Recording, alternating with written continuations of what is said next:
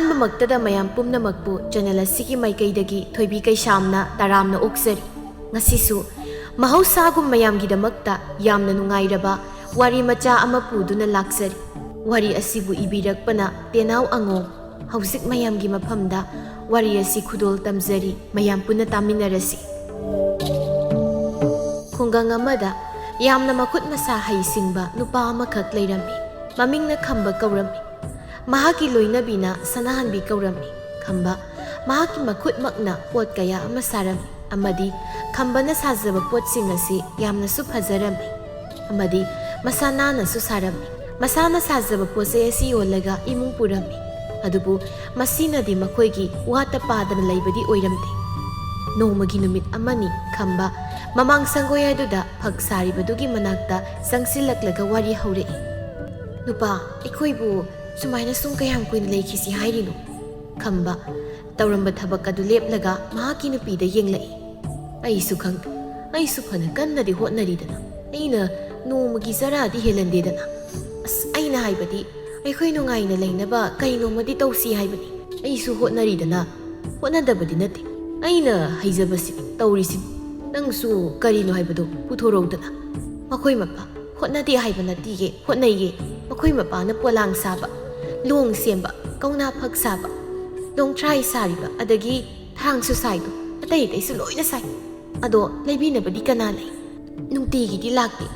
ꯃꯔꯛ ꯃꯔꯛꯇ ꯃꯤ ꯑꯃꯅꯤ ꯂꯥꯛꯏꯗꯣ ꯂꯩꯕ. ꯃꯁꯤꯅꯗꯤ ꯏꯃꯨꯡꯒꯤ ꯉꯥꯔꯤ ꯊꯨꯝ ꯀꯣꯟꯅꯗꯤ." "ꯑꯗꯣ ꯑꯩ ꯀꯩꯗꯧ ꯍꯥꯏꯕꯅꯣ ꯁꯅꯥꯍꯟꯕꯤ? ꯑꯩ ꯈꯪꯗ꯭ꯔꯤ. ꯅꯪꯅ ꯍꯥꯏꯅꯤꯡꯂꯤꯕ ꯋꯥꯗꯣ ꯀꯔꯤꯅꯣ ꯍꯥꯏꯌꯣ." "ꯈꯟꯅꯁꯤꯅꯦ, ꯃꯈꯣꯏ ꯃꯄꯥꯁꯨ ꯈꯜꯂꯣ, ꯀꯔꯤꯅ ꯐꯅꯤ ꯍꯥꯏꯕꯗꯣ. ꯁꯦꯝꯅꯤꯡꯕ ꯂꯣꯏꯅ ꯁꯦꯝ ꯁꯥꯕ ꯍꯩ, ꯅꯈꯨꯠꯇ ꯂꯣꯏꯅ ꯊꯣꯛꯄ ꯄꯣꯠꯅꯤ."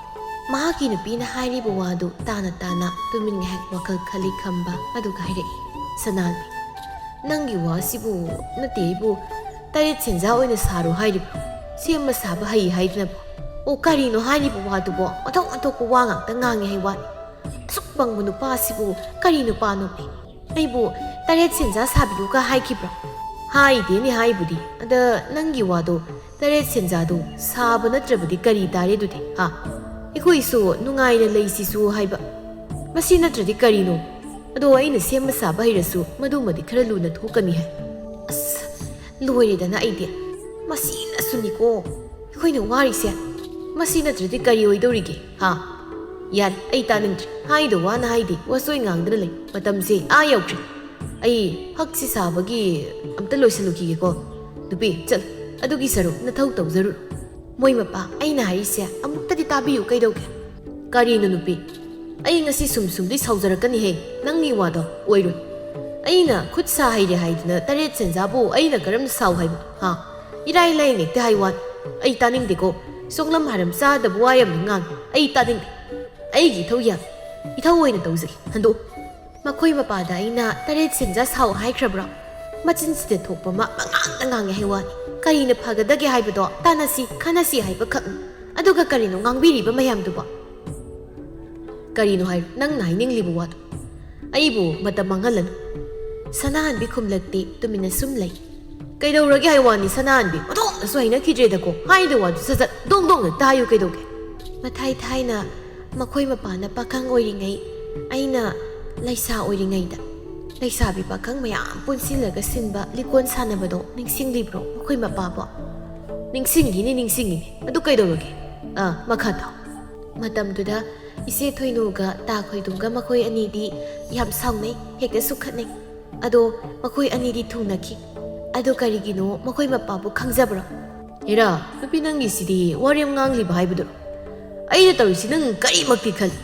ꯑꯩꯅ ꯇꯧꯔꯤꯁꯤ ꯊꯕꯛꯅꯤꯅꯦ, ꯊꯕꯛ. ꯅꯨꯄꯤ, ꯋꯥꯆꯣꯏ ꯉꯥꯡꯂꯤꯕꯁꯦ ꯑꯩꯁꯨ ꯊꯕꯛ ꯂꯩꯇꯕꯗꯧꯅ ꯑꯩꯁꯤꯕꯨ ꯅꯪꯅ..." "ꯋꯥꯁꯦ ꯑꯩ ꯑꯃꯨꯛꯇꯗꯤ ꯉꯥꯡꯕ ꯂꯣꯏꯖꯈꯤꯒꯦ. ꯃꯣꯏ ꯃꯄꯥ ꯂꯣꯏꯕ ꯐꯥꯎꯗꯅꯦ ꯃꯗꯨꯇꯪꯗꯤ ꯇꯥꯕꯤꯌꯨꯕ. ꯋꯥꯁꯦ ꯅꯦꯅꯥ ꯇꯥꯅ ꯇꯥꯟꯅꯐꯝ ꯑꯃ ꯈꯪꯗꯦꯕ." "ꯇꯥꯒꯦ. ꯍꯥꯏꯌꯨ. ꯑꯩ ꯑꯁꯨꯝ ꯇꯥꯒꯦ. ꯐꯛꯁꯤ ꯁꯥꯕ ꯂꯣꯏꯁꯤꯟꯒꯦ. ꯃꯤ ꯂꯧꯕ ꯂꯥꯛꯄꯅ ꯍꯥꯜꯂꯅꯤ. ꯃꯈꯥ ꯇꯥꯎ." "ꯃꯣꯏ ꯑꯅꯤꯅ ꯇꯣꯏꯅ ꯁꯥꯎꯅꯕꯗꯣ ꯏꯆꯦ ꯊꯣꯏꯅꯨꯗꯤ ꯌꯥꯝ ꯅꯨꯡꯉꯥꯏꯖꯗꯕꯅꯤ. ꯌꯥꯝꯅꯁꯨ ꯅꯨꯡꯁꯤꯖꯕꯅꯤ ꯇꯥ ꯈꯣꯏꯃꯨꯗꯣ. ꯑꯗꯨꯗ ꯑꯩꯅꯅꯦ, ꯁꯤꯅꯥꯏꯖꯩ ꯑꯃ ꯄꯤꯌꯨ ꯏꯆꯦ. ꯑꯗꯨ ꯑꯣꯏꯔꯕꯗꯤ ꯅꯣꯏ ꯑꯅꯤ ꯁꯥꯎꯅꯔꯔꯣꯏ.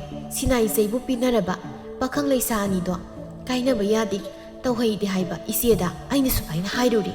ꯑꯗꯨꯗꯒꯤ ꯃꯥꯁꯨ ꯁꯤꯅꯥꯏꯖꯩ ꯑꯃ ꯁꯥꯍꯜꯂꯦ ꯑꯗꯨꯒ ꯂꯤꯀꯣꯟ ꯁꯥꯟꯅꯕ ꯅꯨꯃꯤꯠꯇꯨꯗ ꯁꯤꯅꯥꯏꯖꯩꯗꯣ ꯇꯥꯈꯣꯏꯃꯨꯗ ꯄꯤꯔꯦ ꯑꯗꯨꯗꯩꯗꯤ ꯅꯨꯃꯤꯠꯇꯨꯗ ꯑꯗꯨꯝ ꯃꯈꯣꯏꯅꯤ ꯆꯦꯟꯈ꯭ꯔꯦ ꯑꯣ ꯑꯗꯨꯔ ꯅꯪꯅ ꯉꯁꯥꯏ ꯃꯈꯩ ꯍꯥꯏꯅꯤꯡꯂꯤꯕ ꯋꯥꯔꯤꯁꯦ ꯑꯩꯅ ꯍꯥꯏꯕꯗꯤ ꯁꯥꯔꯤꯕ ꯄꯣꯠ ꯃꯌꯥꯝꯁꯦ ꯀꯅꯥꯝꯇꯅꯁꯨ ꯂꯩꯕꯤꯕꯁꯨ ꯅꯠꯇꯦ ꯂꯩꯗꯦ ꯍꯥꯏꯕꯗꯤ ꯌꯥꯔꯣꯏ ꯂꯥꯛꯏ ꯑꯗꯨ ꯃꯌꯥꯝ ꯁꯥꯔꯒ ꯊꯝꯂꯒ ꯂꯩ ꯑꯗꯨꯅ ꯃꯌꯥꯝꯅꯁꯨ ꯄꯥꯝꯅꯕ ꯃꯇꯝ ꯃꯇꯝꯒꯤ ꯄꯣꯠ ꯁꯥꯁꯤ ꯃꯇꯝ ꯃꯇꯝꯒꯤ ꯄꯣꯠ ꯍꯥꯏꯕꯨ ꯀꯔꯤ ꯑꯩꯅ ꯍꯩꯇꯕ ꯁꯥꯗꯕ ꯄꯣꯠꯄꯨ ꯀꯔꯤ ꯂꯩꯔꯤꯒꯦ 이콧나 사자바 봇 ngaktan 상고이시데 빠이레가 레이브 싱시 레이 사다바 봇 얌나 레이 아두디 까리 봇 사독싱아이다나 하이부 하이게드라네 마코이 마빠바 에라 아이부 얌나 하이다바동 레이카이시데 콧사 하이바 세마사 바이브데 캄바이드나 마밍 짤리바디 레이카이데 수나타나 탕나바 레이카이데기 락라가 아이기 봇시 레이브 락리바 까리 봇노 낭나 사부 팜리바시바 하이루라가 ngamloi 하이라디 캄도바 야 하이로니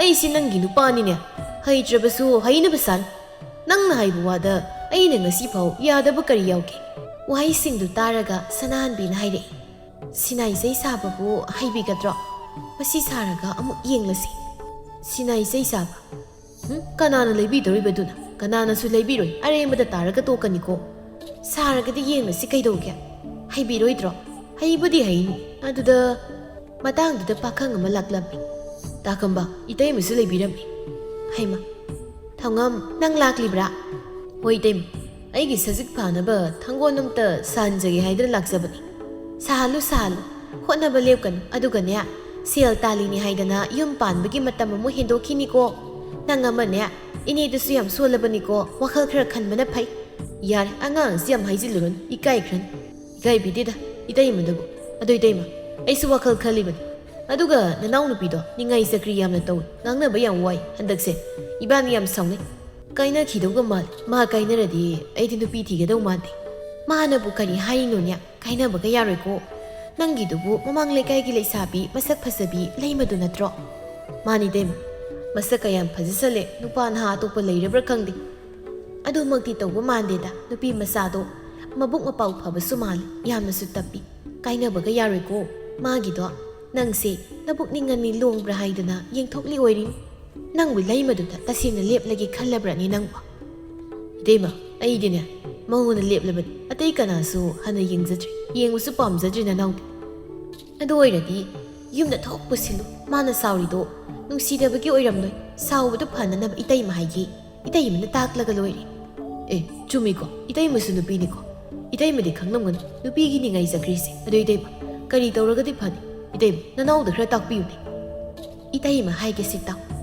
असी हाइरगा सनाहनबी महाकी नुपा खंबदा अमुक्तंग येंगलमलगा थौंगमदा येंगलगा हाइरई सिनाइजै हाइबदो नंग खंग्रो इतैमा ननाउ खंजै मदु खंगलबदी नहाना थोक पिसनबा कैदौया मदु पिरदिन्या लेसा पाखंग अनिदो काइनबा यादे नंगना नुपीदुदा थंगै सिंग लेपलगे खलबा कांदा पिदौ असेंगमगी अदुदी मदु एकदा पिसलगे अदुइते अइदि खंग इखोइ लेकाइदा सिनाइजै साबा हिबा मीगा लेब्रो करिगी लेतनिया इतैमा हाइगे ले अदो मसिगी वासे कनासु खंगनबा यादेको यामना हाइख्रबा मी अखन्नबा मी खरा कक्साबनि याम तांग नंगबुदी कनाना तेना इतैमना हाइरिदुनि कनान अमुक्ता हाइबि अयोगसि चलगा अम्ता सालुगे कनाबु ओइरुनीगे नखोइ ता खंबा इसाउ साउना लेइबसिदि हाइबनि माबु सालु ए अदुगा ता खंबा नसाइदिगी तुमि लेसिलिबा ता खंबा ननाउना नुपि काइनबदो येंगबा ngamladro ता खंबा ननाउगी सिनाइजैमा साबिदबा यारिको ता खंबो हा करिबा थौंगम नंगना हाइरिबदो नयमा ताहौद्रिने ननाउगी सिनाइजैमा साबिदबा यादबनिको ता खंबा अदुगा थांगोलमगा साबि सालु हाइबनि मोय मपा इनाउगिसे खरा फजना साबियुको सागे फजना साथके ता खंबदी योत अमुक्सु पोलांग अमुक्सा हक अमुक्सा ngamlibro tawriba thabak mayam sibo ngamida marak tasu nakoina taimana mateng pangida nakoina taimasi hakrajani ko phai kain itay muluna tawbi ko ta khamba adudi ayum salugi ta khamba itayma nanaw yawjarake ado itayma ta khambada sinai seido kra phajana sanbiu ko asi hairaga thongam su satkiram matai manaw ani du khak ngairabada sanahan bina hairai khamdawya simngaidana sidagi hauradong sinai sei sab yengo सिदेदी अमदगी अमा अदगी अनि अहुम मथंग मथंग लेबला दो Sanan, ꯑꯩꯗꯤ ꯅꯪꯁꯤ ꯀꯤꯗꯨꯝ ꯀꯤꯁꯤꯜꯂꯛꯂꯦꯗ. ꯀꯤꯕꯤꯅꯨ ꯀꯩꯁꯨ. ꯑꯩꯈꯣꯏꯒꯤ ꯐꯅꯅꯕꯅꯤ ꯑꯩꯅ ꯁꯤꯜꯂꯤꯁꯤ. ꯅꯨꯃꯤꯠꯁꯨ ꯃꯝꯁꯤꯜꯂꯛꯂꯦ. ꯑꯗꯨꯗꯤ ꯑꯩꯁꯨ ꯆꯥꯛ ꯃꯩ ꯊꯥꯒꯠꯅꯕ ꯊꯧꯔꯥꯡ ꯇꯧꯖꯔꯨꯈꯤꯒꯦ. ꯑꯩ ꯆꯪꯂꯒꯦ. ꯍꯩ, ꯑꯇꯩ ꯂꯥꯏꯔꯤ. ꯅꯪꯒꯤ ꯅꯆꯥꯅꯨꯄꯤꯗꯨꯗꯤ ꯀꯔꯥꯏ ꯆꯠꯈ꯭ꯔꯦ? ꯑꯣ, ꯃꯃꯥꯟꯅꯕꯤ ꯍꯣꯏꯒ ꯆꯠꯈꯤꯕꯅꯤ. ꯍꯜꯂꯛꯇ꯭ꯔꯤ. ꯃꯃꯥ, ꯅꯆꯥꯅꯨꯄꯤ ꯂꯩꯁꯥꯕꯤ ꯐꯥꯔꯕꯅꯤ. ꯊꯦꯡꯅ ꯃꯝꯅ ꯍꯟꯖꯤꯜꯂꯛꯄꯗꯣ ꯑꯩ ꯀꯌꯥ ꯄꯥꯝꯗꯦꯀꯣ. ꯆꯠꯂꯨꯔꯕꯁꯨ ꯅꯨꯃꯤꯠ ꯂꯩꯔꯤꯉꯩꯗ ꯍꯜꯂꯛꯍꯟꯅꯤꯡꯉꯤ. ꯅꯨꯄꯤꯅꯤꯅꯦ ꯃꯥ. ꯆꯠꯁꯅꯨ ꯀꯩꯗꯧꯒꯦ? ꯃꯃꯥꯟꯅꯕꯤ ꯍꯣꯏꯒ ꯄꯨꯟꯕꯕꯨ ꯀꯩꯗꯧꯋꯦꯒꯦꯅꯦ? ꯑꯩꯅ ꯆꯠꯀꯅꯨ ꯍꯥꯏꯗꯦꯅꯦ ꯃꯥ. ꯃꯥ ꯅꯨꯄꯤꯅꯤ. ꯍꯧꯖꯤꯛ ꯅꯨꯃꯤꯠ ꯇꯥꯔꯐꯥꯎ ꯃꯥꯅ ꯌꯨꯝꯁꯦ ꯍꯜꯂꯛꯇ꯭ꯔꯤꯕꯁꯦ ꯃꯁꯤ ꯑꯁꯨꯝ ꯇꯧꯍꯜꯂꯗ꯭ꯔꯅꯦ? ꯑꯩꯈꯣꯏ ꯑꯅꯤꯒꯤꯗꯤ ꯃꯥ ꯈꯛꯇꯅꯤ. ꯏꯆꯥ ꯑꯅꯤ ꯁꯨꯕꯁꯨ ꯅꯠꯇꯦꯗꯣ. ꯂꯨꯅ ꯇꯧꯏ ꯍꯥꯏꯗꯅ ꯑꯁꯨꯝ ꯀꯦꯊꯣꯛꯇꯅ ꯂꯩꯔꯕꯗꯤ ꯌꯥꯔꯔꯣꯏꯅꯦ. ꯆꯥꯛꯀꯗꯣ ꯈꯔ ꯊꯣꯡꯍꯜꯂꯨ. ꯏꯃꯨꯡꯒꯤ ꯊꯕꯛ ꯏꯪꯈꯥꯡꯗꯣ ꯃꯥꯁꯨ ꯈꯔ ꯇꯧꯍꯜꯂꯨ. ꯅꯣꯡꯃꯗꯤ ꯁꯣꯏꯗꯅ ꯃꯤꯒꯤ ꯃꯌꯨꯝꯗ ꯆꯠꯈꯤꯗꯧꯔꯤꯕꯅꯤ. ꯍꯌꯦꯡ ꯃꯤꯒꯤ ꯃꯌꯨꯝꯗ ꯂꯩꯔꯒ ꯌꯨꯝꯗ ꯂꯩꯔꯤꯕ ꯁꯨꯝꯅ ꯂꯩꯒꯦ ꯍꯥꯏꯕ ꯌꯥꯔꯣꯏꯅꯦ. ꯏꯃꯥ ꯏꯄꯦꯝꯃ, ꯃꯆꯥꯅꯨꯄꯤ ꯑꯃꯈꯛ ꯌꯥꯎꯖꯕꯁꯤ ꯃꯌꯨꯝ ꯌꯥꯝ ꯄꯥꯜꯍꯟꯅꯤꯡꯉ ꯃꯥꯜꯂꯦ. ꯍꯌꯦꯡ ꯃꯥꯒꯤ ꯃꯇꯝꯅ ꯌꯧꯔꯛꯄꯗ ꯃꯥꯏ ꯄꯥꯟꯖꯁꯅꯤ. ꯑꯗꯨꯝ ꯇꯧꯖꯔꯛꯁꯅꯤꯕ. ꯂꯩꯁꯥꯔꯤꯉꯩꯁꯤꯗ ꯈꯔ ꯀꯣꯏꯕ ꯂꯥꯡꯕ ꯁꯨꯝ ꯇꯧꯖꯅꯤ ꯀꯩꯅꯣ. ꯑꯩꯈꯣꯏꯁꯨ ꯌꯥꯝ ꯉꯥꯎꯔꯛꯏ ꯄꯣꯠꯅꯤ. ꯏꯃꯨꯡꯒꯤ ꯊꯕꯛ ꯑꯃꯠꯇ ꯇꯧꯍꯜꯂꯛꯄꯣꯟꯇꯦ. ꯑꯗꯨꯒ ꯑꯩꯒꯤ ꯃꯇꯝꯅ ꯌꯧꯔꯛꯂꯕꯗꯤ ꯍꯦꯛꯇ ꯇꯧꯅꯤꯡꯂꯛꯏ, ꯍꯩꯅꯤꯡꯂꯛꯏ ꯂꯣꯏꯅ. ꯅꯆꯤꯟꯗꯨ ꯈꯨꯝꯒꯅꯨꯅꯦ. ꯃꯥꯒꯤ ꯍꯩꯅꯤꯡꯂꯛꯄ ꯃꯇꯝꯁꯨ ꯉꯥꯏꯔꯒ ꯂꯩꯔꯕꯗꯤ ꯏꯆꯥꯅꯨꯄꯤꯁꯤ ꯁꯣꯏꯕ ꯇꯥꯔꯦꯅꯦ ꯅꯪꯕꯨ. ꯑꯩꯅ ꯉꯥꯡꯂꯤꯕ ꯋꯥꯁꯤ ꯋꯥ ꯑꯃ ꯂꯩꯗꯅ ꯍꯥꯏꯔꯤꯕ ꯋꯥꯅꯤꯅꯦ. ꯑꯩꯅ ꯉꯥꯡꯕ ꯋꯥꯗ ꯃꯔꯩ ꯃꯔꯥ ꯇꯧꯅꯨ ꯁꯅꯥꯍꯟꯕꯤ. ꯑꯩꯅ ꯐꯠꯇꯅꯕ ꯅꯈꯣꯏꯒꯤ ꯀꯔꯤ ꯍꯥꯏꯒꯦ ꯉꯁꯤ ꯐꯥꯎꯕꯗ? ꯃꯥꯏꯗ ꯋꯥꯒ ꯑꯝꯇ ꯉꯥꯡꯖꯔꯔꯣꯏ. ꯑꯩꯗ ꯆꯪꯖꯈ꯭ꯔꯒꯦ. ꯅꯆꯥꯅꯨꯄꯤꯗꯣ ꯃꯣꯏ ꯃꯄꯥꯅ ꯍꯦꯛ ꯉꯥꯡꯅꯕꯤꯔꯣ. ꯑꯩꯗꯤ ꯌꯥꯎꯍꯟꯕꯤꯔꯛꯀꯅꯨ. ꯑꯁꯤ ꯍꯥꯏꯔꯝꯂꯒ ꯁꯅꯥꯍꯟꯕꯤ ꯄꯩꯊꯣꯛꯂꯒ ꯆꯪꯈꯤ. ꯈꯝꯕ ꯃꯍꯥꯛꯀꯤ ꯅꯨꯄꯤꯅ ꯄꯩꯈꯤꯕꯗꯨ ꯎꯔꯒ ꯃꯆꯤꯜꯗ ꯁꯣꯜꯍꯧꯏ. ꯑꯃꯨꯛ ꯄꯩꯈ꯭ꯔꯦ. ꯃꯁꯤꯗꯤ ꯀꯃꯥꯏ ꯉꯥꯡꯅꯅꯤ? ꯃꯥꯅꯗꯤ ꯈꯪꯖꯗ꯭ꯔꯤꯕ ꯁꯣꯝꯗ ꯏꯆꯥꯅꯨꯄꯤꯁꯦ ꯃꯤꯅ ꯃꯃꯧ ꯑꯣꯏꯖꯔꯒꯦꯅ ꯃꯤ ꯀꯌా ꯑꯃ ꯍꯥꯏꯔꯛꯏ. ꯑꯩꯈꯣꯏꯒꯤ ꯃꯤꯠꯇ ꯑꯉꯥꯡ ꯑꯣꯏꯅ ꯎꯔꯁꯨ ꯏꯆꯥꯅꯨꯄꯤꯁꯦ ꯂꯩꯁꯥꯕꯤ ꯃꯄꯨꯡ ꯃꯔꯩ ꯐꯥꯔꯦꯀꯣ. ꯃꯃꯥꯅ ꯃꯔꯣꯜ ꯑꯃ ꯉꯥꯎꯔꯤ. ꯏꯆꯥꯅꯨꯄꯤꯁꯤꯅ ꯀꯔꯝ ꯊꯣꯛꯀꯗꯧꯔꯤꯅꯣ ꯈꯪꯗꯦ. ꯑꯁꯨꯝ ꯇꯧꯅ ꯅꯨꯃꯤꯠ ꯑꯗꯨꯁꯨ ꯍꯧꯈꯤ. ꯁꯅꯥꯍꯟꯕꯤꯅ ꯃꯄꯨꯔꯣꯏꯕ ꯈꯝꯕꯗ ꯁꯤꯅꯥꯏ ꯆꯩꯅꯝꯗꯨꯅ ꯁꯥꯍꯜꯂꯝꯃꯤ. ꯈꯝꯕꯁꯨ ꯍꯥꯟꯅꯒꯤ ꯃꯈꯨꯠ ꯃꯁꯥ ꯍꯩꯕ ꯃꯤ ꯑꯣꯏꯕꯅ ꯏꯔꯥꯏ ꯂꯥꯏꯅ ꯁꯥꯔꯝꯃꯤ. ꯈꯝꯕꯅ ꯁꯥꯕ ꯁꯤꯅꯥꯏ ꯆꯩ ꯑꯗꯨ ꯊꯧꯉꯝꯅ ꯂꯩꯔꯝꯃꯤ. ꯑꯗꯨꯒ ꯃꯥꯒ ꯅꯨꯡꯁꯤꯅꯖꯕꯤ ꯂꯩꯃꯗ ꯄꯤꯔꯝꯃꯤ. ꯑꯌꯨꯛꯀꯤ ꯃꯇꯝꯅꯤ. ꯈꯝꯕ ꯃꯁꯥꯒꯤ ꯃꯊꯧ ꯃꯁꯛ ꯈꯪꯕ ꯃꯤꯅꯤ. ꯁꯪꯒꯣꯏ ꯑꯗꯨꯗ ꯄꯣꯂꯥꯡ ꯁꯥꯗꯨꯅ ꯂꯩ. ꯁꯅꯥꯍꯟꯕꯤꯁꯨ ꯃꯄꯨꯔꯣꯏꯕꯒꯤ ꯃꯅꯥꯛꯇ ꯆꯪꯂꯛꯏ.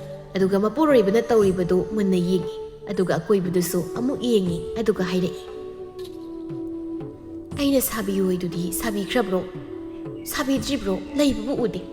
ꯏꯅꯥꯎ ꯊꯧꯉꯝꯅ ꯁꯥꯕꯤꯌꯨ ꯍꯥꯏꯔꯝꯕꯗꯨꯕꯨ ꯁꯥꯕꯤꯈ꯭ꯔꯕ꯭ꯔꯣ? ꯁꯥꯈ꯭ꯔꯦ, ꯂꯧꯈ꯭ꯔꯦ. ꯌꯥꯝ ꯄꯥꯝꯂ ꯃꯥꯜꯂꯦ. ꯍꯔꯥꯎ ꯆꯠꯈ꯭ꯔꯦ. ꯑꯃꯈꯛ ꯁꯥꯕ ꯀꯅꯥꯅꯕꯨ ꯂꯩꯕ ꯂꯥꯛꯇꯣꯏꯅꯣ? ꯁꯥꯗꯦ, ꯃꯇꯝ ꯃꯥꯡꯅꯕꯅꯤ. ꯁꯤꯅꯥꯏ ꯆꯩ ꯁꯥꯎ ꯍꯥꯏꯗꯅꯕꯨ ꯑꯃꯈꯛꯇꯃꯛ ꯁꯥꯕꯤꯔꯤꯁꯤꯕꯨ ꯀꯩꯅꯦꯒꯦ ꯁꯤ ꯅꯨꯄꯥꯁꯤꯕꯣ? ꯍꯥꯏꯔꯝꯕꯅ ꯑꯃ. ꯁꯅꯥꯍꯟꯕꯤ, ꯅꯪ ꯁꯤꯗꯤ ꯀꯔꯝ ꯉꯥꯡꯅꯅꯤ? ꯅꯪꯕꯨ ꯁꯤꯅꯥꯏ ꯆꯩꯗꯨ ꯀꯩꯗꯧꯒꯦ ꯍꯥꯏꯔꯤꯕꯅꯣ ꯍꯥꯏꯕꯅꯤ. ꯍꯥꯏꯅꯔꯤꯉꯩ ꯇꯥꯂꯛ ꯑꯗꯨꯗ ꯊꯧꯉꯝ ꯀꯣꯟꯊꯣꯡꯂꯣꯝꯗꯒꯤ ꯍꯣꯕꯦ ꯆꯪꯂꯛꯏ. ꯏꯇꯩꯃ. ꯍꯣꯏ ꯏꯕꯨꯡꯉꯣ, ꯊꯧꯉꯝ, ꯁꯣꯝꯗ ꯁꯪꯒꯣꯏꯔꯣꯝꯗ ꯏꯇꯩꯃ ꯂꯩꯅꯦ. ꯊꯧꯉꯝꯁꯨ ꯁꯪꯒꯣꯏꯔꯣꯝꯗ ꯑꯃꯨꯛ ꯇꯥꯍ ꯂꯥꯛꯏ. ꯈꯝꯕ ꯑꯃꯗꯤ ꯁꯅꯥꯍꯟꯕꯤꯒꯤ ꯃꯅꯥꯛꯇ ꯆꯪꯁꯤꯜꯂꯛꯂꯒ ꯍꯥꯏꯔꯛꯏ, ꯏꯇꯩꯃ, ꯅꯅꯥꯎ ꯍꯦꯛꯇ ꯂꯥꯛꯆꯔꯕꯅꯤ. ꯍꯔꯥꯎꯃꯟꯈ꯭ꯔꯗꯅ ꯏꯇꯩꯃꯗ ꯄꯥꯎ ꯇꯝꯒꯦ ꯍꯥꯏꯗꯅ ꯂꯥꯛꯆꯔꯤꯕꯅꯤ. ꯇꯥꯈꯝꯕꯁꯨ ꯇꯥꯕꯤ. ꯀꯔꯤ ꯄꯥꯎꯅꯣꯅꯦ ꯅꯪꯅ ꯇꯝꯗꯧꯔꯤꯁꯤꯕꯣ? ꯍꯥꯏꯌꯨ ꯇꯥꯁꯤ.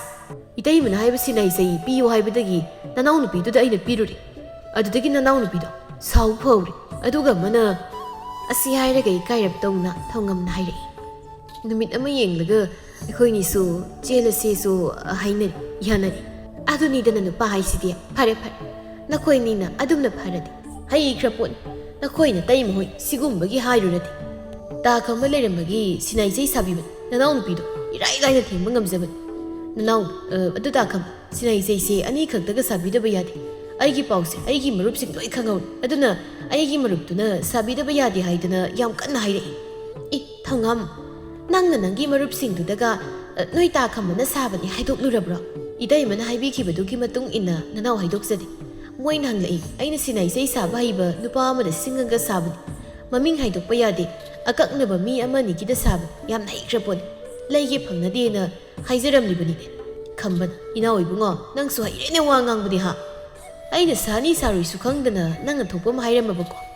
ꯀꯔꯤꯒꯤ ꯁꯥꯗꯕꯅꯣ? ꯁꯥꯒꯗꯕꯅꯤ. ꯏꯕꯨꯡꯉꯣ, ꯅꯈꯣꯏ ꯇꯥꯈꯝꯕ ꯃꯥꯏ ꯁꯥꯖꯁꯅꯤ. ꯈꯨꯝꯗꯧꯅꯤ. ꯑꯗꯨꯝ ꯍꯥꯏꯅ ꯏꯅꯥꯎꯁꯤꯗꯤ ꯇꯥ ꯈꯝꯕ ꯑꯗꯨꯝꯇꯗꯤ ꯅꯅꯥꯎꯗꯣ ꯁꯣꯏꯕꯤꯒꯅꯨꯀꯣ ꯅꯅꯥꯎ ꯆꯠꯆꯔꯒꯦ ꯏꯇꯩꯃ ꯅꯅꯥꯎ ꯌꯧꯖꯔꯤ ꯊꯧꯉꯝ ꯑꯃꯗꯤ ꯂꯩꯃꯁꯨ ꯃꯁꯥ ꯃꯁꯥ ꯌꯥꯅꯗꯨꯅ ꯆꯦꯟꯈꯤꯔꯝꯃꯤ ꯃꯌꯥꯝꯁꯨ ꯄꯥꯎ ꯇꯥꯅꯔꯛꯂꯝꯃꯤ ꯊꯧꯉꯝꯅ ꯂꯩꯃꯗ ꯁꯤꯅꯥꯏꯆꯩ ꯄꯤꯔꯨꯕꯗꯒꯤ ꯃꯈꯣꯏ ꯑꯅꯤ ꯁꯥꯎꯅꯕ ꯐꯈꯤꯕ ꯑꯃꯗꯤ ꯆꯦꯟꯈꯤꯕ ꯋꯥꯔꯤꯁꯤꯡꯗꯨ ꯇꯥꯅꯔꯛꯏ ꯑꯗꯨꯅ ꯃꯔꯝ ꯑꯣꯏꯔꯒ ꯂꯩꯁꯥꯕꯤ ꯄꯥꯈꯪꯁꯤꯡ ꯑꯗꯨ ꯁꯤꯅꯥꯏꯆꯩ ꯁꯥꯕ ꯅꯨꯄꯥ ꯑꯗꯨ ꯊꯤꯅꯔꯛꯂꯝꯃꯤ ꯊꯧꯉꯝꯗꯁꯨ ꯍꯪꯂꯝꯃꯤ ꯑꯗꯨꯕꯨ ꯍꯥꯏꯗꯣꯛꯂꯝꯗꯦ ꯊꯧꯉꯝꯗ ꯁꯤꯡꯂꯒ ꯈꯝꯕꯗ ꯁꯤꯅꯥꯏꯆꯩ ꯑꯁꯨꯝ ꯁꯥꯍꯜꯂꯝꯃꯤ ꯈꯝꯕꯅ ꯁꯤꯅꯥꯏꯆꯩ ꯁꯥꯏ ꯍꯥꯏꯕꯗꯨꯗꯤ ꯀꯅꯥꯅꯁꯨ ꯈꯪꯍꯜꯂꯝꯗꯦ ꯂꯩꯀꯥꯏꯗꯨꯗ ꯂꯩꯕ ꯂꯩꯁꯥꯕꯤ ꯑꯍꯨꯝꯈꯛ ꯂꯩꯀꯥꯏꯒꯤ ꯄꯨꯈ꯭ꯔꯤ ꯑꯆꯧꯕꯗꯣꯝꯗ ꯂꯥꯛꯂꯝꯃꯤ ꯆꯠꯅ ꯆꯠꯅ ꯋꯥꯔꯤꯁꯨ ꯁꯨꯝ ꯁꯥꯏ ꯊꯥꯗꯣꯏꯅ ꯏꯇꯥ ꯁꯅꯥꯔꯩ ꯉꯁꯤ ꯇꯥꯉꯝꯕꯒ ꯅꯈꯣꯏꯅꯤ ꯎꯅꯔꯨꯗꯣꯏꯁꯤꯕꯨ ꯈꯠꯅꯕꯒꯤꯔꯣ ꯅꯠꯇ꯭ꯔꯒ ꯀꯥꯏꯅꯔꯁꯦ ꯍꯥꯏꯅꯗꯣꯏꯔꯣ ꯅꯠꯇ꯭ꯔꯒ ꯅꯨꯡꯁꯤ ꯋꯥꯔꯤ ꯁꯥꯟꯅꯕꯒꯤ ꯎꯅꯔꯤꯔꯣ ꯅꯨꯡꯁꯤ ꯇꯣꯝꯕꯤꯅ ꯑꯣꯏꯔꯝꯃꯣꯏ ꯃꯥꯅꯕꯨ ꯇꯥꯉꯝꯕꯒ ꯅꯨꯡꯁꯤꯅ ꯋꯥꯔꯤ ꯁꯥꯟꯅꯕ ꯀꯔꯤ ꯅꯨꯃꯤꯠꯇꯤ ꯌꯥꯎꯔꯒꯦ ꯁꯅꯥꯔꯩꯅ ꯃꯁꯛꯇꯨ ꯎꯕꯒ ꯍꯦꯛꯇ ꯈꯠꯅꯕ ꯍꯧꯅꯤꯡꯕ ꯑꯗꯣ ꯈꯠꯅꯔꯁꯨꯅꯦ ꯑꯩꯗꯤ ꯃꯥ ꯌꯥꯝ ꯅꯨꯡꯁꯤꯉꯣ ꯑꯩꯗꯤ ꯁꯥꯎꯗꯦꯕ ꯁꯥꯎꯖꯟꯅꯕꯅꯤ ꯃꯥꯅꯒ ꯊꯦꯝꯃꯛꯄꯗꯣ ꯑꯩꯗꯤ ꯌꯥꯝ ꯅꯨꯡꯉꯥꯏꯉꯣ ꯃꯥꯅꯗꯤ ꯈꯪꯖꯗ꯭ꯔꯤꯕ ꯑꯩꯅ ꯁꯣꯝꯗ ꯑꯣꯏꯅꯔꯤꯅꯦꯁꯦ ꯅꯨꯡꯁꯤ ꯇꯣꯝꯕꯤꯅ ꯅꯪꯅꯦ ꯅꯣꯡꯃꯗꯤ ꯁꯣꯏꯔꯣꯏꯀꯣ ꯇꯥꯉꯝꯕꯗꯣ ꯇꯁꯦꯡꯅ ꯁꯥꯎꯖꯈꯤꯁꯅꯤ ꯅꯪ ꯊꯦꯝꯕ ꯉꯝꯖꯔꯣꯏꯁꯅꯤꯀꯣ ꯁꯅꯥꯔꯩ ꯇꯧꯔꯣꯏꯗ ꯇꯥꯉꯝꯕꯗꯤ ꯌꯥꯝ ꯐꯩꯌꯦ ꯁꯨꯡꯁꯥꯎ ꯁꯥꯎꯕꯤꯗꯦ ꯑꯩꯉꯣꯟꯗ ꯊꯥꯗꯣꯏꯅ ꯁꯨꯡꯁꯥꯎ ꯁꯥꯎꯒꯟꯗꯕ ꯃꯤꯅ ꯁꯥꯎꯕꯁꯦ ꯌꯥꯝ ꯁꯥꯊꯤ ꯍꯥꯏꯅꯕꯅꯤꯀꯣ ꯑꯁꯨꯛ ꯐꯈ꯭ꯔꯕ ꯅꯨꯄꯥꯁꯤꯕꯨ ꯃꯥꯅ ꯆꯪꯁꯤꯟ ꯈꯠꯅꯕ ꯍꯧꯔꯤ ꯍꯌꯦꯡ ꯅꯪ ꯅꯤꯡꯉꯝꯖꯔꯣꯏꯁꯅꯤ ꯁꯅꯥꯔꯩ ꯅꯨꯄꯥ ꯀꯣꯏꯅꯤꯅꯦꯅ ꯑꯝꯇ ꯀꯨꯏꯅ ꯆꯠꯇꯦ ꯅꯪ ꯑꯃ ꯀꯣꯏꯅꯤ ꯀꯥꯏꯅꯕꯅ ꯍꯥꯟꯅꯤ ꯈꯔꯁꯨ ꯁꯦꯝꯗꯣꯛꯎ ꯀꯩꯗꯧꯒꯦ ꯅꯪꯒꯤ ꯍꯩꯅꯕꯤꯗꯣ ꯅꯪꯒꯤ ꯃꯔꯩꯗꯨꯅ ꯅꯨꯄꯥ ꯑꯝꯇ ꯈꯥꯡꯂꯛ ꯉꯝꯗ꯭ꯔꯕꯅꯤ ꯑꯃ ꯀꯣꯏꯅꯤ ꯍꯦꯛꯇ ꯀꯥꯏꯅꯅꯤ ꯅꯪꯅꯦ ꯀꯣꯟꯅ ꯊꯪꯗ ꯅꯪ नुपा फंगजरोइसन थादोइना चुमी ता सनारे हाइसु हाइबन नंग न कोइदबा लेकाइसते नुपा लेसिलक्ट्रेको अममु काइना अस होइबा आई तौररोइबा मरेगम ता तौर सेंगी आइबु थाजौबा सनारेना हाइरकपो वहाइदु ताबदा ओइरोइ हाइबगी मतौगुम थादोयमदि नुंसी तोंबी नाकन नाकंदा मसिंग पैथोक्लगा लेखि असेंगमनी ngасidi आइसु खटखनारोइबा साउसु साउनारोइ येंग होरे नोइनिसु थादोइना येंग तारे होरेंदी करी कुमहे मुक तौबा हाइबदो सनारेना नोयनीबु आइमता थाजौ कैदोगे अदो आइदी तांगमबगा काइनबा ngamoi मादी आइना कोइरकपु नुपादेगा मानदी मादी याम फै आइना सावरदी माना याम वाजबन अदुगने माना हारिबा आइ काइनबा ngamoi हाइना थादोइना इता सनारे तु आदा तांगमसु ngairaga lei ngasidi noini phajana wari sanoko khatnadabida nangnasu ita nungsi tomi bani da khatnaroi haikrabani aikhoini lapna yengdoini ado nungsi tomi bani aswaide lege ko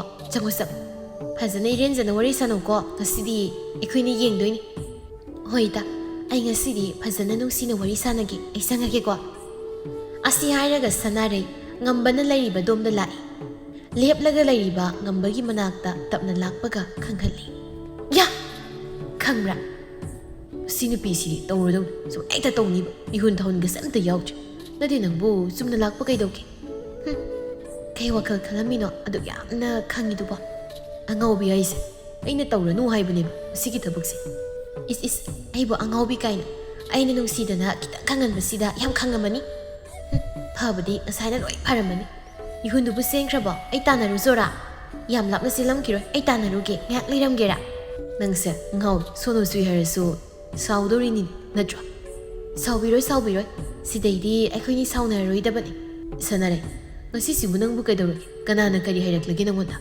kanasu kem haide aido sum nungai rakje aina sum sauraga tangamana prok sakba nungai tab mayam do aisu nungai tab phaurini aina haidab aise nungdi nungsibro sanare ikairap tawna haire nungsi aibu yam phattabrane pai kanana nangbu phatte hairage isau khra lang musi khaktani kai aduneba ado nangdi ai nungsibro nungsidrodi kaino nungsibagini nangna saursu aina dum themi nate nangna sawe haida nongmata aibu sawba numit yawbrane hoiba themiba ai kai swai jade ko ado akhoini karam kan chen si haino cheladon yumsi sabam da loisinkhige ado hayeng kundo phangnadabado aidi yam nungairoi adunane kundo matam doina hongsiko ai kundo hobu mafam thijelabani ko hoin adudi araiba atai lai ꯆꯥꯛ ꯏꯟꯁꯥꯡ ꯊꯣꯡꯕ ꯀꯌꯥꯝ ꯍꯩꯔꯒꯦ ꯅꯪꯕꯣ?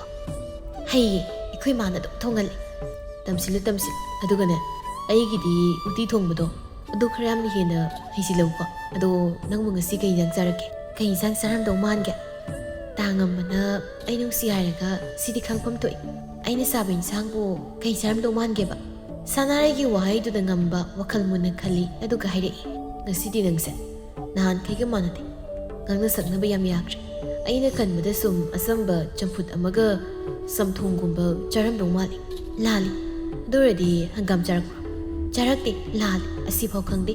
ꯇꯥꯡꯉꯝꯕꯅ ꯑꯩ ꯅꯨꯡꯁꯤ ꯍꯥꯏꯔꯒ ꯁꯤꯐꯥꯎ ꯈꯪꯗꯦ. ꯑꯩꯕꯨ ꯀꯩꯗ ꯅꯨꯡꯁꯤꯔꯤꯅꯣ? ꯅꯨꯡꯁꯤꯔꯝꯃꯣꯏ ꯈꯪꯉꯤ. ꯑꯩ ꯅꯨꯡꯁꯤꯔꯗꯤ ꯑꯩꯅ ꯆꯥꯕ ꯏꯟꯁꯥꯡ ꯈꯪꯐꯝ ꯊꯣꯛꯏ. ꯁꯅꯥꯔꯩꯒꯤ ꯃꯔꯩꯗꯨꯗ ꯉꯁꯤꯗꯤ ꯉꯝꯕ ꯑꯑꯣꯏꯕꯒꯤ ꯁꯥꯎꯔꯛꯏ. ꯁꯅꯥꯔꯩ, ꯅꯪꯒꯤ ꯃꯔꯩꯁꯤ ꯀꯩ? ꯅꯪꯅ ꯉꯥꯡꯂꯤꯕ ꯋꯥꯗꯣ ꯇꯥꯕ ꯌꯥꯕ ꯋꯥ ꯑꯝꯇ ꯅꯠꯇꯦ. ꯅꯪꯒ ꯑꯩꯒ ꯎꯅꯕ ꯈꯨꯗꯤꯡ ꯁꯨꯝ ꯃꯔꯩ ꯇꯧꯅꯔꯒ ꯂꯩꯔꯤꯁꯦ ꯀꯌꯥꯝ ꯀꯨꯏꯔꯦ? ꯍꯥꯏꯌꯨ. ꯅꯪꯅ ꯑꯩ ꯅꯨꯡꯁꯤꯔꯗꯤ ꯈꯪꯐꯝ ꯊꯣꯛꯇꯕ꯭ꯔꯣ? ꯊꯣꯛꯏ ꯊꯣꯛꯇꯦ ꯍꯥꯏꯌꯨ. ꯑꯗꯨꯒ ꯑꯩꯅ ꯃꯔꯩ ꯌꯥꯝ ꯇꯧꯕꯒ ꯇꯥꯍꯟꯕ. ꯅꯪꯅ ꯑꯩ ꯇꯁꯦꯡꯅ ꯅꯨꯡꯁꯤꯔꯝꯃꯗꯤ ꯁꯨꯃꯥꯏꯅꯁꯨ ꯃꯔꯩ ꯇꯧꯅꯔꯣꯏ. ꯁꯅꯥꯔꯩꯒꯤ ꯊꯥꯖꯗꯕ ꯋꯥꯍꯩꯗꯨ ꯇꯥꯕꯗ ꯅꯨꯡꯉꯥꯏꯇꯅ ꯍꯥꯏꯔꯛꯏ. ꯁꯅꯥꯔꯩ, ꯌꯥꯔꯦꯗꯣ. ꯅꯪꯒꯤ ꯃꯔꯩꯗꯨ ꯂꯦꯞꯄꯣ.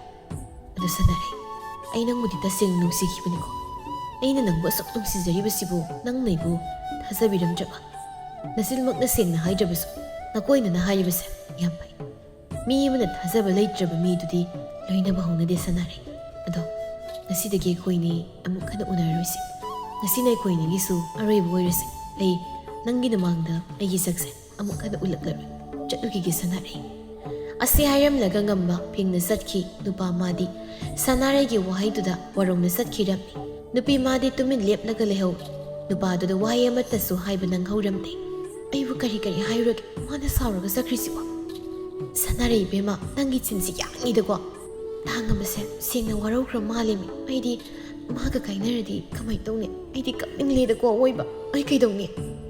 ꯁꯅꯥꯔꯩ ꯃꯆꯤꯟꯗ ꯃꯔꯨꯝ ꯁꯣꯜꯂꯒ ꯃꯇꯥ ꯑꯅꯤꯟ ꯂꯩꯔꯤꯕꯗꯣꯝꯗ ꯂꯥꯛꯏ. ꯅꯨꯡꯁꯤ ꯇꯣꯝꯕꯤꯅ, ꯀꯩꯗꯧꯔꯒꯦ? ꯅꯪꯅ ꯃꯪꯂꯒ ꯂꯥꯛꯏꯗꯨꯕꯣ? ꯉꯁꯤꯗꯤ ꯈꯠꯅꯗ꯭ꯔꯕꯣ? ꯊꯥꯗꯣꯏꯅ, ꯈꯠꯅꯗꯕ ꯃꯥꯜꯂꯤ ꯉꯁꯤꯗꯤ. ꯀꯩꯀꯩ ꯋꯥꯔꯤ ꯁꯥꯟꯅꯔꯒꯦ? ꯑꯩꯈꯣꯏꯁꯨ ꯈꯤꯇ ꯇꯥꯖꯒꯦ. ꯏꯇꯥ ꯊꯥꯗꯣꯏ, ꯏꯇꯥ ꯅꯨꯡꯁꯤ ꯇꯣꯝꯕꯤ, ꯇꯥꯡꯉꯝꯕꯗꯣ ꯌꯥꯝ ꯁꯥꯎꯔꯒ ꯆꯠꯈ꯭ꯔꯦ. ꯑꯩꯉꯣꯟꯗꯁꯨ ꯌꯥꯝ ꯋꯥꯔꯧꯈ꯭ꯔꯦ. ꯉꯁꯤꯅ ꯑꯩꯈꯣꯏꯅꯤꯒꯤ ꯑꯔꯣꯏꯕ ꯑꯣꯏꯁꯤ ꯍꯥꯏꯔꯝꯃꯤ. ꯑꯗꯨꯒ ꯑꯃꯨꯛ ꯍꯟꯅ ꯑꯩꯒꯤ ꯃꯥꯡꯗ ꯃꯥꯒꯤ ꯃꯁꯛꯇꯣ ꯎꯠꯂꯣꯏꯁꯨ ꯍꯥꯏꯔꯝꯃꯤ. ꯋꯥꯔꯤꯁꯤꯡꯗꯨ ꯇꯥꯕꯗ ꯊꯥꯗꯣꯏ ꯑꯃꯗꯤ ꯅꯨꯡꯁꯤ ꯇꯣꯝꯕꯤ ꯄꯨꯡꯉꯛ ꯉꯛꯂꯝꯃꯤ. ꯅꯨꯡꯁꯤ ꯇꯣꯝꯕꯤꯅ, ꯇꯥꯡꯉꯝꯕꯅꯕꯨ ꯑꯗꯨꯝ ꯍꯦꯛ ꯍꯥꯏꯔꯝꯕ꯭ꯔꯥ? ꯀꯔꯤꯒꯤ ꯃꯥꯗꯤ? ꯊꯥꯗꯣꯏꯅ, ꯉꯁꯥꯏ ꯅꯨꯡꯁꯤꯅ ꯋꯥꯔꯤ ꯁꯥꯟꯅꯧ ꯍꯥꯏꯔꯒ ꯅꯪꯕꯨ ꯃꯉꯣꯟꯗ ꯀꯩ ꯍꯥꯏꯔꯨꯔꯒꯦ? ꯁꯅꯥꯔꯩ ꯊꯣꯛꯈꯤꯕ ꯋꯥꯔꯤꯁꯤꯡ ꯑꯗꯨ ꯂꯤꯔꯛꯏ. ꯑꯗꯨꯒ ꯅꯨꯡꯉꯥꯏꯇꯅ ꯁꯅꯥꯔꯩ ꯋꯥ ꯍꯥꯏꯔꯛꯏ.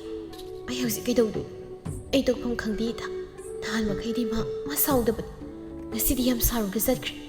ꯑꯩꯅꯁꯨ ꯈꯥꯝꯕꯁꯨ ꯅꯪꯍꯧꯗ꯭ꯔꯦ. ꯑꯩ ꯌꯥꯝ ꯅꯨꯡꯉꯥꯏꯍꯧꯗ꯭ꯔꯦ. ꯏꯇꯥ, ꯑꯩ ꯀꯩꯗꯧꯏ? ꯍꯧꯖꯤꯛ ꯑꯩ ꯃꯥ ꯀꯥꯏꯅꯕꯁꯨ ꯉꯝꯂꯣꯏ. ꯅꯨꯡꯁꯤ ꯇꯣꯝꯕꯤꯅ, ꯇꯧꯒꯅꯨ ꯍꯥꯏꯕ ꯊꯕꯛꯇꯣ ꯇꯧꯔꯝꯗ꯭ꯔꯗꯤ ꯁꯤ ꯊꯣꯛꯑꯝꯃꯣꯏ. ꯃꯇꯥꯡ ꯆꯥꯗꯅ ꯑꯣꯏꯅꯔꯤꯅꯤ ꯍꯥꯏꯗꯅ ꯇꯧꯔꯤꯕ ꯃꯔꯩꯗꯣ ꯍꯧꯖꯤꯛꯇꯤ ꯀꯔꯤ ꯁꯥꯔꯦ? ꯊꯥꯗꯣꯏꯅ, ꯌꯥꯔꯦꯁꯤ ꯏꯇꯥ ꯅꯨꯡꯁꯤ ꯇꯣꯝꯕꯤ, ꯉꯥꯡꯁꯤꯜꯂꯨꯔꯅꯨ ꯅꯪꯁꯨ.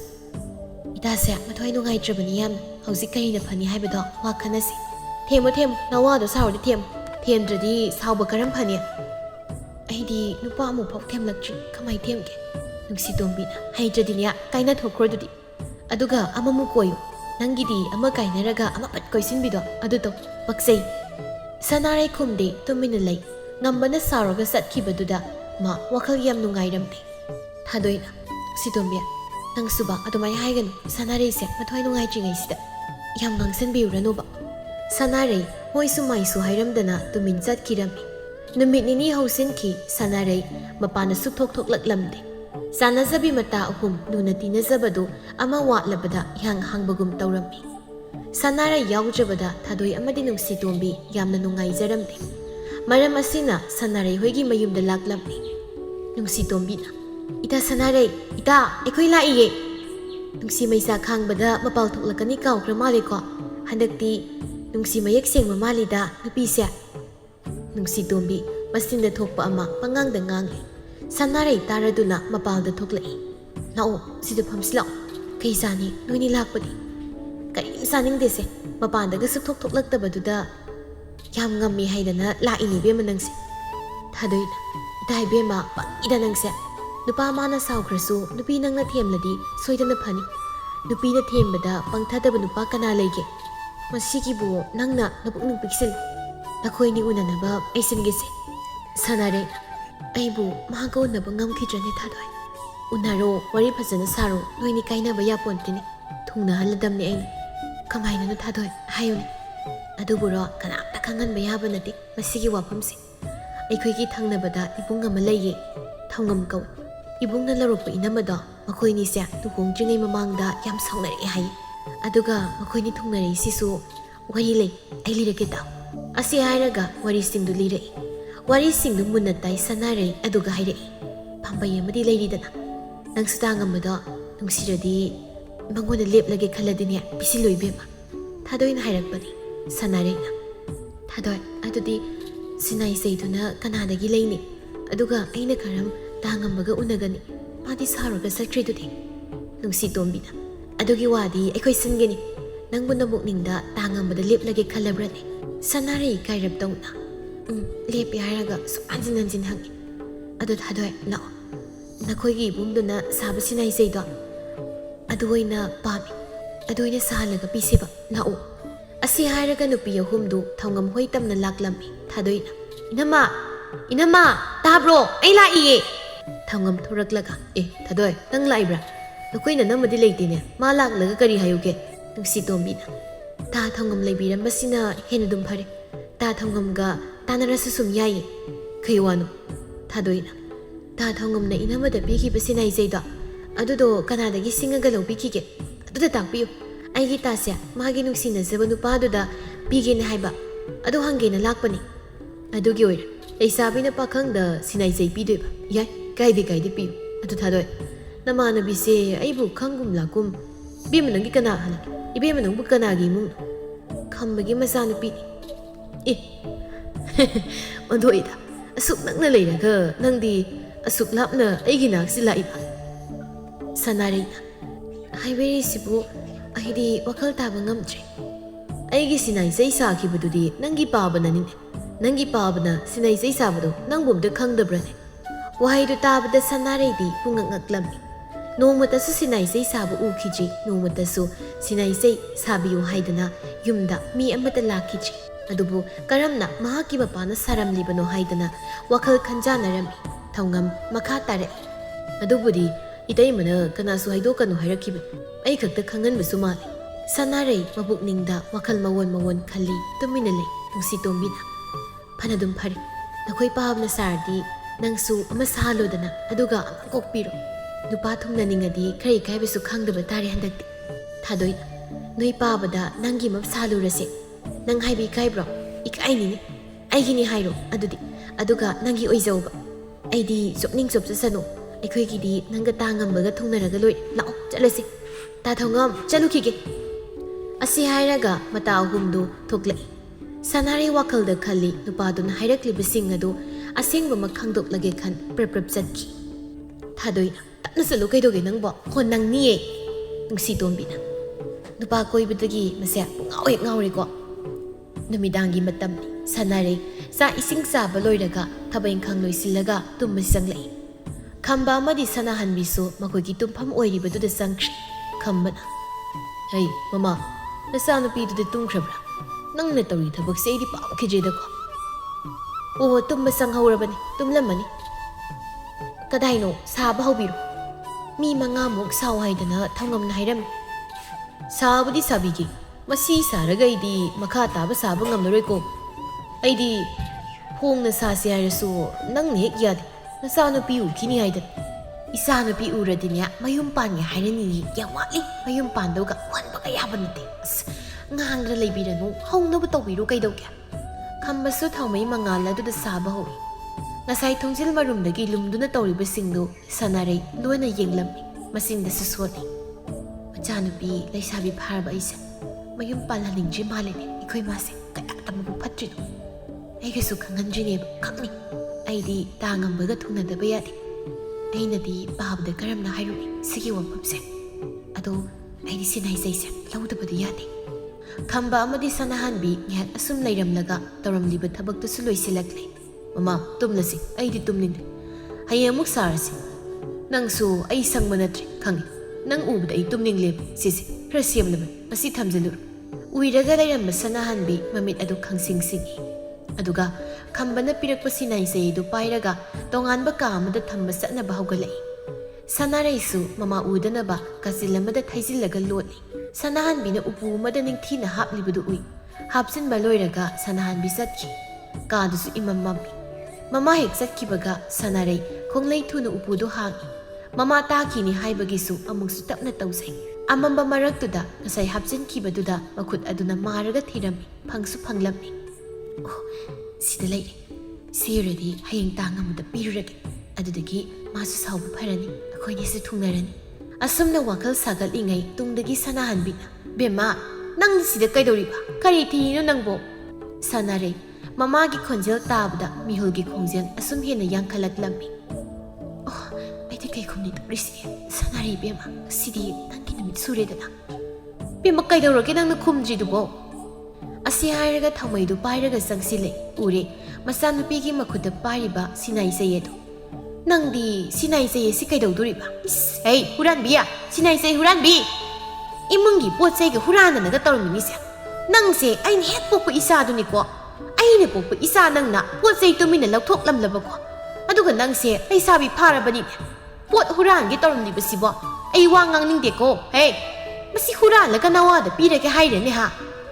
Sanarai papa khatna. Ima nasa tawjararoi. Matung nasa lanjare pabadadi haidokpigan. Karigi haidaniya. Nuna tawmandara nang lamyelaba natro. Imungsidagi pot hurangi tawramliba natraba ha. Launaribadu khambasu taradona sanglai. Kaidoragena namana sab ahing asida mina tumna hipnariba misik miracle tadra matam asida namana sa launaribadubu karino ai taningde ko yamna. Ho mapa nasana pisya yamna taungam dauriye. Yengo sinai saye sibu hurangi tawramlibani. Ihe. Mama nangbu isanu pisi pikli saudri haibadaini ha. Haujikti kari sai. Aduga isanu pisibu mitoplo. Aikoinagi isana lobani huran manati sairun. Mapa aina sab laujasanu kaidoge. Isa sila isabi pharabani. Magi maru oiba matam oibana asum lawbo oiramgani. Urabadi pamlamgani ne. Adugane isa tumbi nangsu lona thupna thabak tawge khanganuko. Nangi pabada natraga imada wahang pawhanglamlaga thabak tawko. Lona thupna tawge khanganu. Nasigidi ipa ngakpi matung tawgunuko sangu tumzaru. Asi hairamlaga khamba sangki sanahanbina. Ikai khangdabiya sango yam thun. Tumuro sango yengjaningdi nayumdo yam paninglabadi pankro thuna luhong thokpirage. Asi hairamlaga sanahanbisu sangki sanarai. Makhuta sinaisaidu pairaga magi kada sangki. Numit adusu sum hauki. Nungthilgi matam aduda nungsitombi amari thadoi laklaga sanarai da pau tamlammi. Thadoi nangdo tangambana unani haidana pukri mapalda ngaihawi noisinu. Asing bayrani thadoi. Nungsitombi na. Aikoina nangonda mu phagi tawkidro loisiluro. Sanare imungda phatjen senki. Loisinba loiraga thokle. Laikai pukri asawbaduda laklammi. Sanarai ngambagi manakta tapna sangsili aduga haire. Tangamba nangaingonda hausiksu sauribro. Ngamba khumlakte tumillai. Ai soikre yamna. Sumsaw saudaba nangna saruga satkibado ai yam nungaite. Nangna saruga satkibadusu ai tanaraga khamba nangaude. Nang aingonda yam warauramgan. Ai matung marai tawrarige. Aingonda sauranu ado ai nangonda kainom bige laugadra. Karino haibagum ngamba sanarai romda yenglai. Ure sinai sai ma piraklibado aduga sanarai makha tarai. Sinai sai ni lauraroi hairo. Masi pibase aina nungsizariba aduda punsi suppa midugi lepnagi khallakanda pinai hai. Aidi nang nungsik nangona lepnagi khallaka piban lauraroi hairo. Ngamba khumde yengtamak yengi. Sanarai ngamba na hoi sumaisu haidna yenglaga leibaduda lauraroi haina khalami nungaidana haire. Kaisu kaide laubirasu. Sinai saise akhoi pabanasu saraga leirami. Aidi nahan makai khangde. Aduga aidi pabda sabiyo haibadu ikaizadana.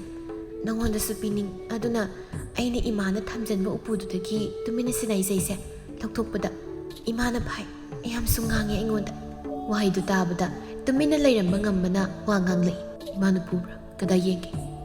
Pudi imana aingonda nayum yam paningadi pankro haina sai. Babagi mamangda ayami kaise. ꯁꯅꯥꯔꯩꯒꯤ ꯋꯥꯍꯩꯗꯨ ꯇꯥꯕꯗ ꯉꯝꯕ ꯅꯣꯛꯅꯤꯡꯂꯗꯨꯅ ꯍꯥꯏꯐꯦꯠ ꯁꯅꯥꯔꯩ ꯈꯪꯍꯟꯗ ꯅꯣꯛꯏ ꯑꯗꯨꯒ ꯍꯥꯏꯔꯛꯏ ꯀꯗꯥꯏ ꯄꯤꯔꯛꯎ ꯑꯁꯤ ꯍꯥꯏꯔꯒ ꯃꯈꯨꯠ ꯇꯤꯡꯊꯣꯔꯛꯏ ꯁꯅꯥꯔꯩꯁꯨ ꯇꯞꯅ ꯉꯝꯕꯒꯤ ꯃꯈꯨꯠꯇ ꯁꯤꯟꯅꯩꯖꯩ ꯑꯗꯨ ꯄꯤꯔꯝꯃꯤ ꯉꯝꯕ ꯅꯣꯛꯐꯦꯠ ꯇꯧꯏ ꯑꯗꯨꯒ ꯃꯈꯥ ꯇꯥꯔꯛꯏ ꯅꯪꯅ ꯑꯩꯒꯤ ꯏꯐꯝꯗ ꯁꯤꯟꯅꯔꯤꯕ ꯄꯣꯠꯁꯛ ꯑꯁꯤꯕꯨ ꯑꯁꯦꯡꯕ꯭ꯔꯥ ꯄꯣꯠꯁꯛ ꯑꯁꯤꯒꯤ ꯃꯒꯨꯜꯁꯦ ꯉꯥꯛꯄ ꯉꯝꯒꯗ꯭ꯔꯥ ꯁꯅꯥꯔꯩ ꯍꯥꯏꯌꯨꯅꯦ ꯑꯩꯕꯨ ꯇꯧꯁꯤꯟꯅꯈꯤꯗ꯭ꯔꯣ ꯉꯝꯂꯅꯤ ꯍꯥꯏꯕꯒꯤꯅꯤ ꯑꯩꯅ ꯄꯤꯔꯤꯗꯣ ꯑꯗꯨꯗꯤ ꯉꯁꯤ ꯑꯩꯒꯤ ꯇꯨꯡ ꯏꯜꯂꯨ ꯑꯩꯒ ꯄꯨꯟꯅ ꯆꯠꯈ꯭ꯔꯁꯤ ꯉꯝꯂꯣꯏꯗ꯭ꯔꯥ ꯑꯩꯈꯣꯏꯅꯤ ꯆꯦꯜꯂꯁꯤ ꯍꯥꯏꯔꯣ ꯆꯦꯜꯂꯁꯤ ꯑꯩꯈꯣꯏ ꯏꯃꯥꯅ ꯉꯥꯡꯂꯣꯏꯗ꯭ꯔꯣ ꯍꯣꯏꯗ ꯆꯦꯜꯂꯁꯤ ꯑꯗꯣ ꯏꯃꯥꯅ ꯍꯌꯦꯡ ꯁꯥꯎꯔꯁꯨ ꯑꯩꯉꯣꯟꯗ ꯉꯥꯡꯉꯁꯨ ꯅꯪ ꯑꯩꯒꯤ ꯃꯤꯆꯪ ꯆꯪꯉꯨꯀꯣ ꯑꯩꯈꯣꯏ 마도 ꯏꯁꯧ ꯌꯥꯝ ꯂꯥꯡꯉꯦꯕ ꯀꯣ ꯉꯥꯡꯉꯣꯏꯗ ꯑꯩꯅ ꯉꯥꯡꯍꯜꯂꯨꯏ 이nem도 ꯑꯩꯅ ꯍꯥꯏꯅꯒꯦ ꯌꯥꯔꯕ ꯅꯠꯇ꯭ꯔꯣ ꯁꯤ ꯑꯣꯏꯔꯗꯤ ꯆꯠꯂꯁꯤ ꯑꯩꯒꯤ ꯇꯨꯡ ꯏꯜꯂꯨ ꯑꯁꯤ ꯍꯥꯏꯅꯔꯒ ꯉꯝꯕ ꯑꯃꯗꯤ ꯁꯅꯥꯔꯩ ꯆꯦꯟꯈꯤꯔꯝꯃꯤ ꯁꯣꯝꯗꯅ ꯃꯆꯥꯅꯨꯄꯤ ꯍꯜꯂꯛꯇ꯭ꯔꯕꯗ ꯃꯃꯥ ꯃꯄꯥ ꯑꯣꯏꯕ ꯃꯈꯣꯏ ꯑꯅꯤꯗꯤ ꯃꯤꯀꯨꯞ ꯑꯃ ꯐꯥꯎ ꯂꯩꯐꯝ ꯈꯪꯂꯝꯗꯦ ꯅꯨꯃꯤꯠ ꯑꯗꯨꯁꯨ ꯍꯧꯈꯤ ꯃꯊꯪꯒꯤ ꯅꯨꯃꯤꯠꯅꯤ ꯑꯍꯜ ꯈꯔ ꯍꯥꯏꯗꯣꯛꯄ ꯆꯠꯂꯝꯃꯤ ꯉꯝꯕꯒꯤ ꯃꯄꯥ ꯑꯉꯧꯅ ꯏꯇꯥꯎ ꯑꯉꯥꯡ ꯑꯅꯤꯁꯤ ꯃꯁꯥ ꯌꯥꯅꯗꯨꯅ ꯆꯦꯟꯕ ꯑꯣꯏꯔ ꯃꯥꯜꯂꯦ ꯑꯩꯒꯤ ꯋꯥꯗꯤ ꯆꯥꯎꯅ ꯍꯣꯡꯁꯤꯗ ꯂꯩꯔꯤ ꯑꯩꯒꯤ ꯏꯆꯥꯅꯨꯄꯥꯁꯨ ꯃꯊꯟꯇꯅꯤ ꯈꯝꯕꯅ ꯈꯪꯗ꯭ꯔꯗꯤ ꯏꯇꯥꯎ ꯑꯩꯈꯣꯏꯁꯨ ꯅꯨꯄꯤ ꯃꯇꯣꯝꯇꯅꯤ ꯑꯩꯈꯣꯏꯅ ꯀꯦꯅ ꯃꯧꯅ ꯊꯝꯖꯕꯅꯤ ꯍꯌꯦꯡ ꯀꯔꯝ ꯊꯣꯛꯀꯗꯧꯔꯤꯕꯅꯣ ꯏꯈꯨꯠ ꯆꯥꯕꯤ ꯃꯧꯅꯤ ꯏꯃꯧꯅ ꯑꯄꯥꯝꯕ ꯇꯧꯁꯤꯟ ꯑꯩ ꯀꯔꯤꯝꯇ ꯍꯥꯏ ꯏꯇꯥꯎꯗ ꯀꯌꯥꯔꯛ ꯑꯩꯅ ꯏꯃꯧ ꯑꯣꯏꯖꯒꯦꯅ ꯍꯥꯏꯈꯤꯕꯗꯣ ꯏꯇꯥꯎꯅ ꯄꯤꯅꯤꯡꯗ ꯇꯧꯈꯤꯕꯗꯣ ꯍꯧꯖꯤꯛꯇꯤ ꯏꯆꯥꯅꯨꯄꯥꯅ ꯌꯨꯝꯒꯤ ꯃꯧ ꯑꯣꯏꯅ ꯄꯨꯁꯤꯜꯂꯛꯂꯦꯗꯅ ꯑꯩꯒꯤ ꯋꯥꯗꯤ ꯂꯨꯍꯣꯡꯕ ꯆꯥꯎꯅ ꯍꯣꯡꯒꯅꯤ ꯏꯇꯥꯎ ꯁꯦꯜ ꯃꯅꯥꯝꯇ ꯄꯨꯊꯣꯛꯍꯜꯂꯣꯏ ꯏꯇꯥꯎꯅ ꯍꯥꯏꯕ ꯑꯩꯁꯨ ꯂꯣꯏꯅ ꯌꯥꯔꯦ ꯑꯗꯣ ꯋꯥꯔꯤꯁꯨ ꯅꯨꯡꯉꯥꯏ ꯏꯇꯥꯎ ꯏꯆꯥꯅꯨꯄꯤꯗꯣ ꯍꯣꯔꯦꯟ ꯉꯟꯅ ꯊꯤꯟꯕꯤꯔꯛꯎ ꯃꯃꯥꯁꯤ ꯉꯔꯥꯡꯗꯒꯤ ꯃꯆꯥꯅꯨꯄꯤ ꯎꯗꯕꯗ ꯆꯥꯛꯀ ꯆꯥꯗ꯭ꯔꯤꯕꯅꯤ ꯍꯣꯏ ꯏꯇꯥꯎ ꯊꯤꯟꯖꯔꯛꯀꯦ ꯂꯨꯍꯣꯡꯕꯁꯤꯗꯤ ꯊꯨꯖꯤꯟꯕꯕꯨ ꯄꯥꯝꯃꯤ ꯑꯩꯗꯤ ꯏꯃꯧꯅ ꯊꯣꯡꯕ ꯆꯥꯛꯀꯗꯨ ꯆꯥꯅꯤꯡꯉꯦꯅꯦ ꯑꯗꯨꯗꯤ ꯉꯁꯤꯃꯛ ꯍꯦꯛꯇ ꯍꯣꯡꯂꯁꯤꯔꯅꯤ ꯏꯇꯥꯎ ꯑꯁꯤ ꯍꯥꯏꯅꯔꯒ ꯃꯌꯥꯝꯗꯨ ꯋꯥ ꯅꯣꯛꯏ ꯑꯁꯨꯝ ꯇꯧꯅ ꯑꯍꯜ ꯃꯁꯦꯟ ꯌꯥꯅꯗꯨꯅ ꯁꯅꯥꯔꯩ ꯑꯃꯗꯤ ꯉꯝꯕ ꯆꯥꯎꯅ ꯂꯨꯍꯣꯡꯈꯤꯔꯝꯃꯤ